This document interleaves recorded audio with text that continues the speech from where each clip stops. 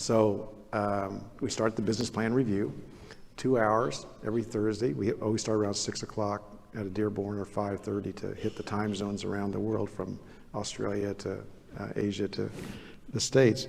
And we finally get it down to about 2 hours, and I start out with the vision, the strategy, and the plan. Every leader presents their view of their plan and status to help our company plan.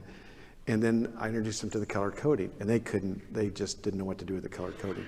Because if you had a red item, you didn't bring it up until you had a solution, which is the way it is in most companies, because they don't really share the whole plan, or the leaders can't really stand a red item because they think somehow that reflects on them, that it's a failure, as opposed to thinking about those red items as gems, because now you can actually manage the issues. So they're starting to work together. They're kind of respecting the behaviors, the way they treat each other. There's only one problem, is that all 300 charts were green. And so they knew now, for the first time, that we were going to lose $17 billion. So I stopped the meeting a couple of times and said, you know, and I know we're going to lose $17 billion. Is there anything, maybe just a couple little things are not going well?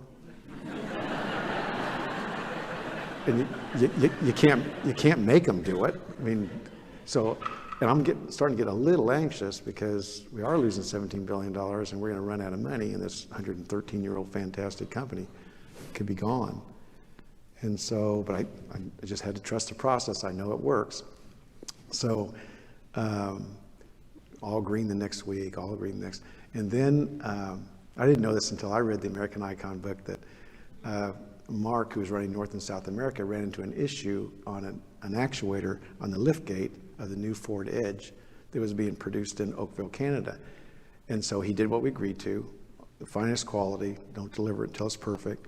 So we stopped production. And that's a big deal. As you all know, in your businesses, when you stop production, and he had 10,000 edges sitting on the Tundra, and so he gets together the night before the business plan review, and up comes the launch chart, and we're usually launching 30 to 40 vehicles around the world.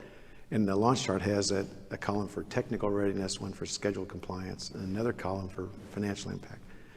And so they're all green. And Mark says to the team, you know, I think that's one of those red things Alan's talking about.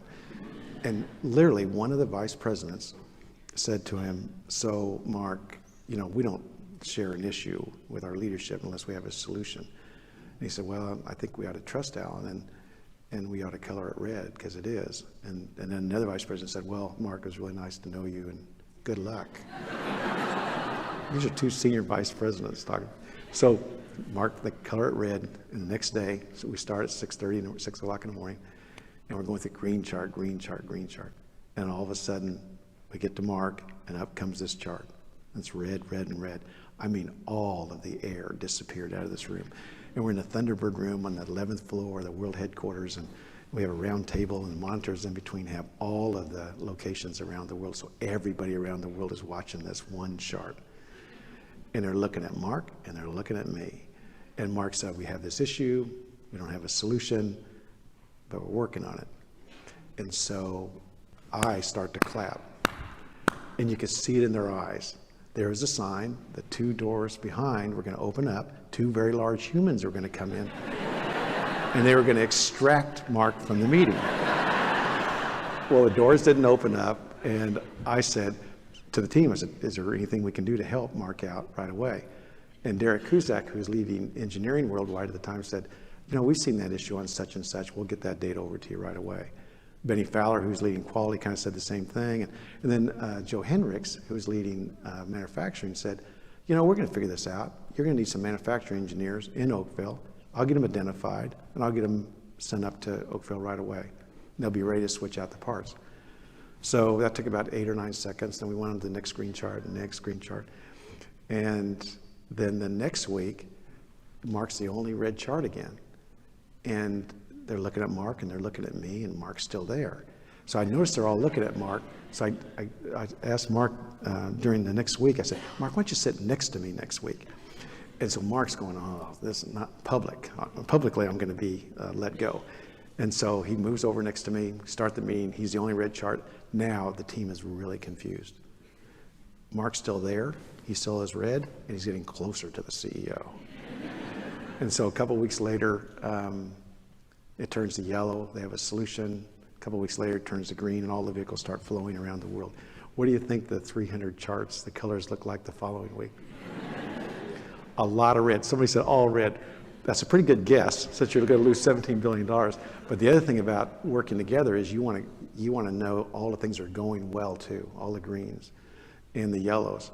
And so it just turned into a rainbow that following week. And at that moment, I knew that no matter what happened to us, we were going to be okay. And because we were going to use this working together, and we're all going to know what the situation was, we're going to know what the plan is, we're going to know the status, we're going to include everybody, and we're going to work on the reds, the yellows, the greens, and we're going to celebrate those reds.